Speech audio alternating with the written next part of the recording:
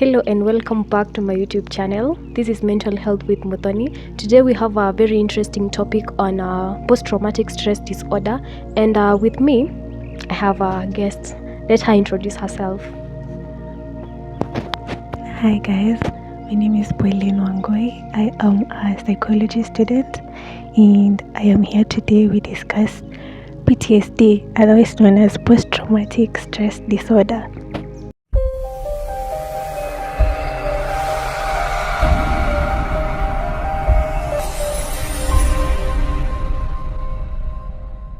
Welcome to Mental Health with Muthoni.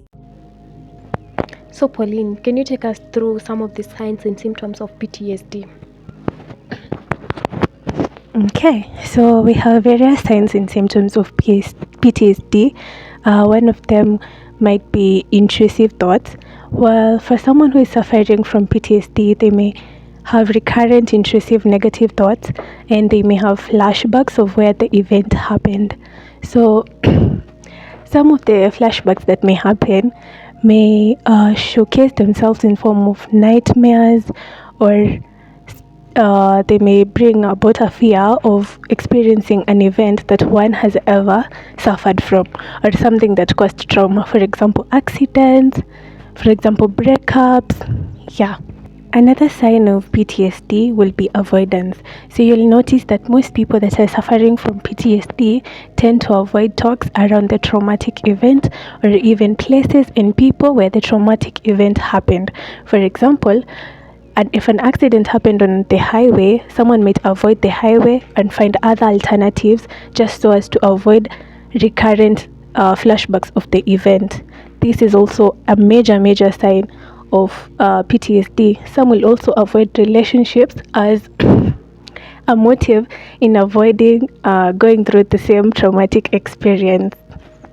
So another symptom of PTSD will be change in your moods and your thoughts negatively.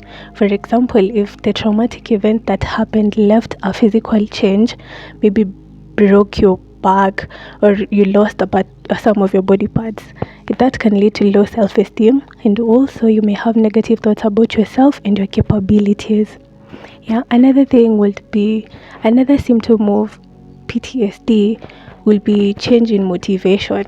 You don't feel motivated anymore because you feel like whatever happened reminds you of how weak you once were, and yeah, that may change your perception towards life and perception towards people or places in general.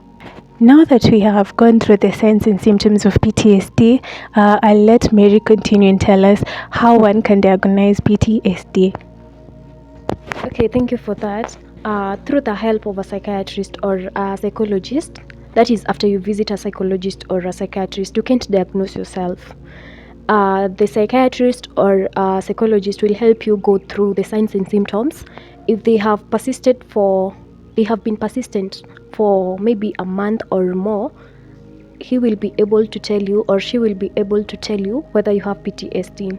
Also, he will check some of the behaviors, maybe behaviors such as isolation, skipping work. Such behaviors will help the psychologist or the psychiatrist know whether you have PTSD.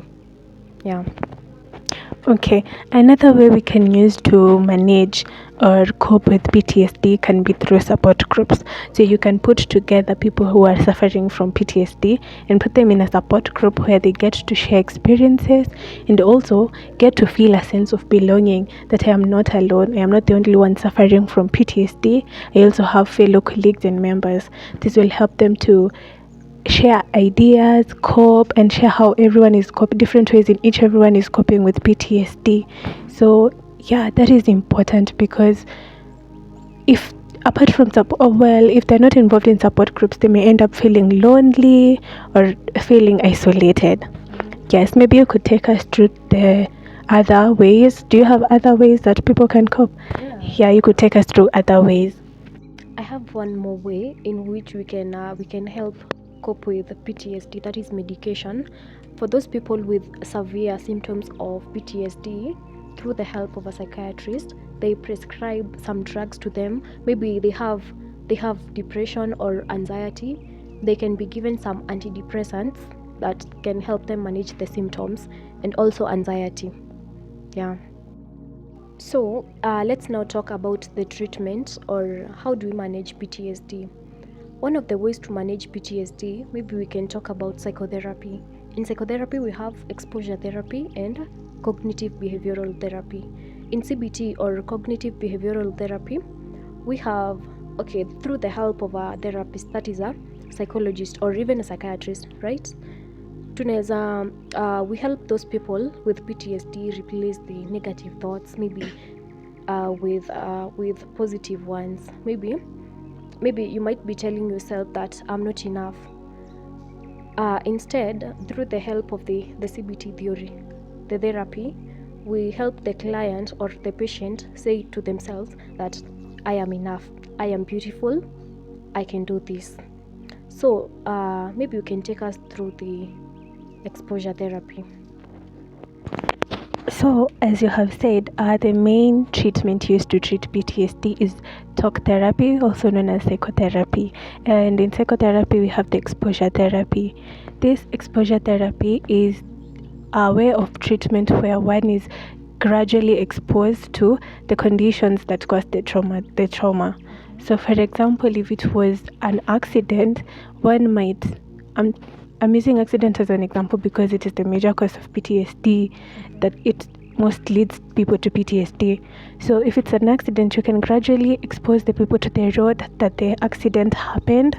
You can also talk them through it, that it's okay, you're not the first one to go through it, and many people have faced it, and this is how they have gone through it. So after exposing them there, it will help them to battle the nightmares and the flashbacks. It will help them to come into peace with the road and with the situation and the incident and how it happened.